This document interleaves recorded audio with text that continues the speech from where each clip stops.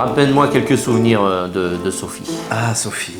Oh Sophie, tu es tellement jolie.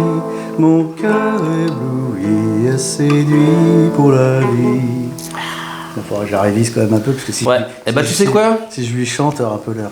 Je te propose d'aller réviser ailleurs. Ouais, t'as raison. Je vais travailler sur la fin dont on a parlé. Va travailler. Ah, la, la, la, la, la, la. Alors par contre, quand je te demande d'aller travailler, faut y aller. Oui, capitaine. À vos ordres, capitaine.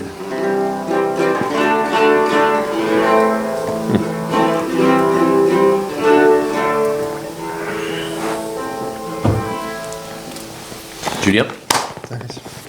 Bonjour. Bonjour.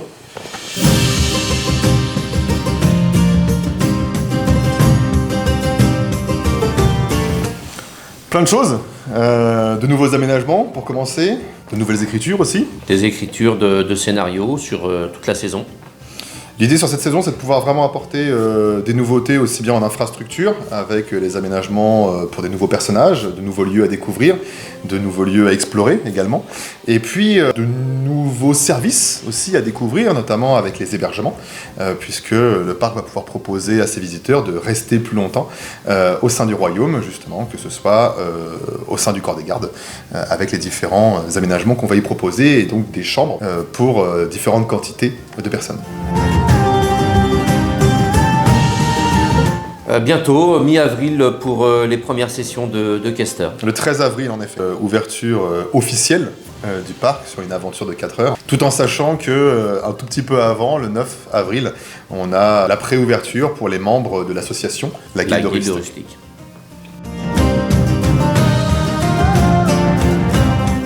Donc cette année, on retrouve plusieurs formules. Toujours les questeurs, les veilleurs. Les questeurs, on s'attend vraiment à un public plus familial, plus de personnes qui vont venir entre amis aussi, mais vraiment dans le sens de la découverte du royaume et des notions d'immersion que propose le parc. On va pouvoir le décliner en deux formules. Les aventures en 4 heures, qui se jouent de 14-18 heures. Voilà. Et les périples, qui eux vont se jouer de 10h à 18h avec le déjeuner qui est inclus. Tout à fait. Dans ces formules, les visiteurs peuvent aller de personnage en personnage pour pouvoir réaliser une des nombreuses quêtes, puisque d'autres quêtes ont été rajoutées pour cette nouvelle saison. Et il y a une certaine forme de liberté à chaque groupe, puisque c'est à leur rythme qu'ils vont pouvoir aller tenter de résoudre tel ou tel mystère sur l'ensemble du royaume, parfois en rencontrant des personnages bienveillants, parfois nettement moins.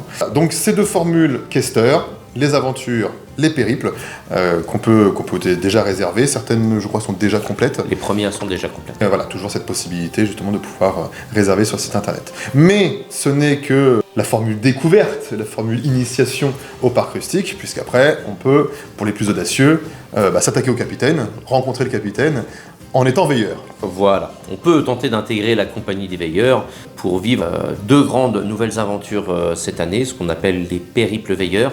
Esprit de corps, idée avec laquelle on débute la saison, suivi pour la fin d'année du scénario Le Corrupteur, qui clôturera cette année 2022. Donc ce sont deux épisodes qui ont une suite logique l'un avec l'autre, mais surtout qu'on font suite logique avec ceux de l'année dernière.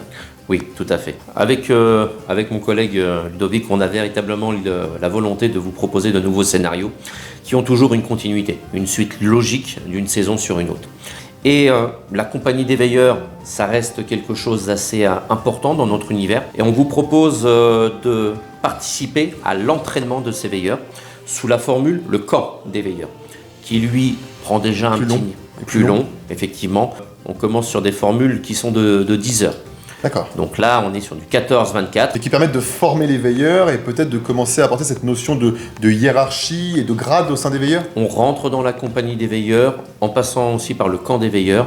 On a la formation qui est importante, avec effectivement la hiérarchie qu'il faut mettre en place et accepter. D'accord. Et le camp des veilleurs, ou du moins le fait d'être veilleur, est un prérequis à la toute nouvelle formule qui a été créée. Oui, les précédents veilleurs, on dit c'est bien, on s'entraîne, c'est bien, on découvre, mais veilleurs, c'est autre chose. Il faut veiller. Donc... Et c'est là que, dès cette année, effectivement, a été mis en place le scénario nocturne des veilleurs, qui lui débute à 18h et se termine à 4 heures du matin. Et on leur réserve quelques surprises, bien évidemment. On leur réserve bien sûr des choses, mais voilà, il faudra venir le découvrir. Ouais, mais ça va être compliqué parce que déjà, il y a peu de sessions et les premières sont déjà complètes. Voilà, ce sont des sessions où l'inscription n'est pas libre sur le site. Ah. J'ai cru comprendre qu'un certain Firmin avait fait l'acquisition de l'ensemble des places pour pouvoir les revendre uniquement au comptoir. Il faut passer effectivement par nous pour pouvoir s'inscrire sur ce dernier événement, la Nocturne des Veilleurs. Autre point important parmi les formules qu'on propose, celle qu'on a bien développée sur la saison précédente et qui nous est déjà beaucoup demandée sur cette nouvelle saison, ce sont les adaptations qu'on fait pour les entreprises et les groupes. J'entends par groupe, parfois c'est des cousinades, parfois c'est des enterrements de vie de garçons, enterrements de vie de jeunes filles aussi beaucoup, et qui vont permettre justement de pouvoir utiliser les formules qu'on vient d'évoquer, mais en les adaptant à un planning spécifique, notamment pour les entreprises, et également la possibilité pour les enterrements de vie de garçons, vie de jeunes filles, de pouvoir adapter parfois à la fin de leur scénario pour certaines cérémonies.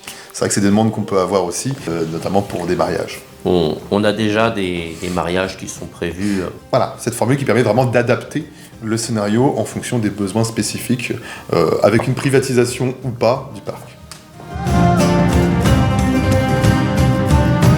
Voilà, c'est très simple et c'est exclusif, c'est uniquement sur le site internet. Il est important que nous puissions avoir une jauge maîtrisée tout au long des inscriptions pour permettre aux visiteurs de ne pas être submergés et de ne pas perdre son intérêt, son plaisir dans son jeu. Il ne faut pas oublier que l'un des points forts de Rustic, au-delà de l'immersion et de la créativité qu'on va y apporter, c'est aussi la maîtrise de la jauge. Grâce à cette maîtrise, on peut vraiment bien gérer l'apport en restauration, la gestion des énergies, la gestion des déchets, et puis la qualité de l'aventure. Forcément, si on ne dépasse pas, si on commence à accueillir 150, 170 personnes sur des veilleurs, c'est pas du tout la même aventure.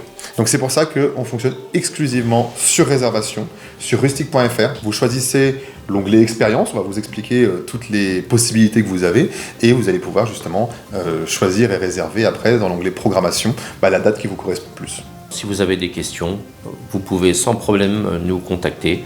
On vous répondra pour vous guider au mieux. Et donc sur cette saison, on est prêt à vous recevoir. On est prêt. Et n'oubliez pas que le parc Rustic est fait pour que vous puissiez vivre votre aventure. C'est bon? On a fini de se chauffer? Je peux enfin y aller? J'ai du travail. Allez, à plus tard.